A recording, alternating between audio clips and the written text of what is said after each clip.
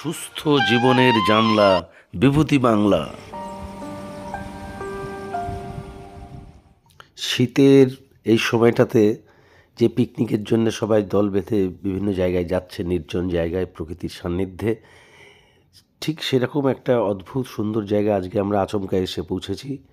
বন্ধুরা, আপনাদের জায়গাটার কথা বলছি। আমরা বনগাঁ থেকে রওনা হয়েছিলাম বৃহত্তর আকাইপুরের অন্তর্গত দ্বারবাসিনী গ্রামের উদ্দেশ্যে। আমাদের কাছে একটি বই থেকে প্রাপ্ত তথ্য ছিল যে ওখানে পুরনো জোড়া শিব মন্দির ভেঙে পড়ে আছে। সেই ধ্বংসের ছবি আমরা যা তুলে ধরি ইতিহাসের সন্ধানে আমাদের এই চ্যানেলে। সেই সঙ্গে আমরা প্রকৃতির কথাও বলি, প্রকৃতিকে সবসময় আমরা মাথায় রেখেই চলি। তা আমরা জোড়া শিব মন্দিরের ধ্বংসাবশেষ আজকে খুঁজে পাইনি, কিন্তু আমরা সেখানে অদ্ভুত একটা জায়গা পেয়েছি, যেটা অনেকটা কেরালা মতন লাগছিল আমাদের। সেইটা আমরা তুলে নিয়ে এসেছি আপনাদের কাছে পৌঁছে দেওয়ার জন্যে। এটা একটা মানে পিকনিকের একটা অত্যন্ত সুন্দর জায়গা। প্রকৃতি, অনাবিল প্রকৃতি। এখানে জল, নারকেল গাছ দিয়ে ঘেরা ঘেরা, অনেকটা বললাম যে কেরালা মনে হয়। এবং এখানে কিন্তু কেউ হুল্লোড় করে না যারা পিকনিকে আসে। অনেক মানুষই এখানে আসেন দল বেঁধে। শীতের পাখিরাও এই বিলে ঘুরছে। এইটা নওদার বিলেরই একটা অংশ। দ্বারবাসিনী গ্রামের মধ্যে এটা দ্বারবাসিনী বিল বলা হয়। সম্ভবত এটা এখন আর খুঁজে পাওয়া যায় না এমন একটা নদী, গড়ালি নদীর অংশ। কিভাবে যাবেন একটু দেখিয়ে দিচ্ছি। যে এটা হচ্ছে আকাইপুরের মোড়। আপনি বনগাঁর দিক থেকে আসুন আর চাকদার দিক থেকে আসুন, আকাইপুর মোড়ে নেমে এই রাস্তাটা ধরে আপনাকে এগোতে হবে। এবং বেশি সময় নয়, আপনি যদি আমার 1.5 থেকে 2 কিলোমিটার মাত্র যে জায়গাটা আমরা গেছি সেই জায়গাটা। সুন্দর পথে যেতে যেতে দেখা হবে এই বনফুলের সঙ্গে। আমরাও একটু দাঁড়িয়ে শোভা উপভোগ করলাম, বনফুলের সৌন্দর্য, শোভা। এগুলো হচ্ছে বনমটমটিয়া বা ভূত ভৈরবী, আমাদের আগের ভিডিওতে আছে। এই কিন্তু খুব সুন্দর, কিন্তু এখানে দেখছি একটু বেশি নীল। আর এর সঙ্গে একদম মিল আছে যে গাছের, সে উচুনটি গাছ। উচুনটির সাদা ফুল কিন্তু দেখেন পাশাপাশি ফুটে আছে। এগুলোকে উচুনটি বলা হয়। দুটো গাছের পাতা এবং ফুলের মধ্যে অনেকটা মিল। তবে বনমটমটিয়া বা ভূত ভৈরবী যেটা প্রথমে দেখলেন, এটা অনেকটা সোনপাপড়ির মতন, মানে ছড়িয়ে যায়, ফুলটা অনেক ফুটে যায়। আর এটা ওই আগে যেমন নাকে নথ পরা হতো সেই নথের মতন। দ্বারবাসিনী বিলের শুরুতেই মৎস্য সমবায় সমিতির অফিস রয়েছে।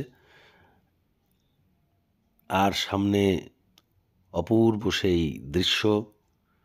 প্রথমে এসে একটা সরু গলি দিয়ে একটা কলোনির মতন ছোট্ট ঘন জনবসতিপূর্ণ গ্রামের মধ্যে দিয়ে আস্তে আস্তে হঠাৎ যেই এই বিপুল জলরাশির সামনে চোখ পড়ে, তখন মনটা কোথাও যেন একটা লাফ দেয়। এরকম একটা চমকপ্রদ, সত্যি সত্যি চমকে ভরা দৃশ্য এটা। কিন্তু অত্যন্ত শান্ত, এখানে প্রায় কলরবহীন।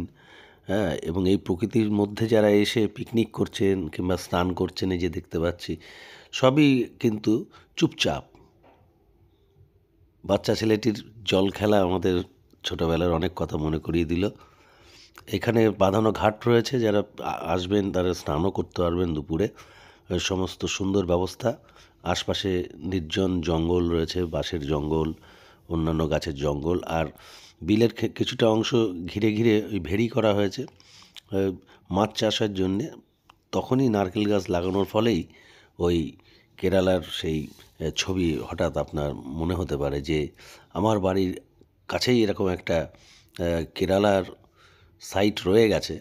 তো আমরাও আজকের একটু আগে অবধি জানতাম না। আর মাঝখানের পথ দিয়ে যখন আপনি চলছেন,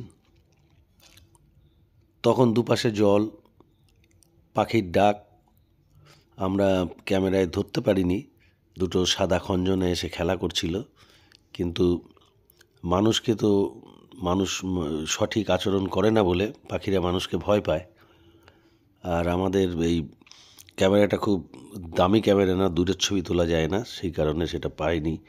তাই এরকমই অনেক কিছু যা ক্যামেরায় ধরা থাকে না, আমাদের বেশিরভাগটাই ক্যামেরায় আর কতটুকু ধরা থাকে, জীবনের স্মৃতির মধ্যে ধরা থাকে। আপনারা এখানে এলে সেরকম অমূল্য স্মৃতি, প্রকৃতির সঙ্গের অনুভূতি এইগুলো নিয়ে যেতে পারবেন।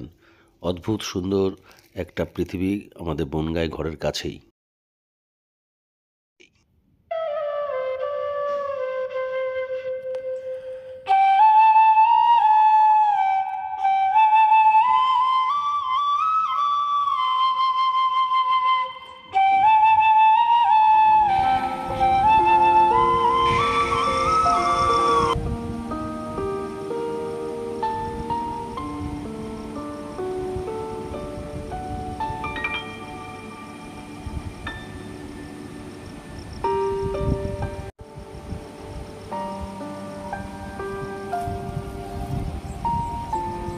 সুস্থ জীবনের জানলা, বিভূতি বাংলা।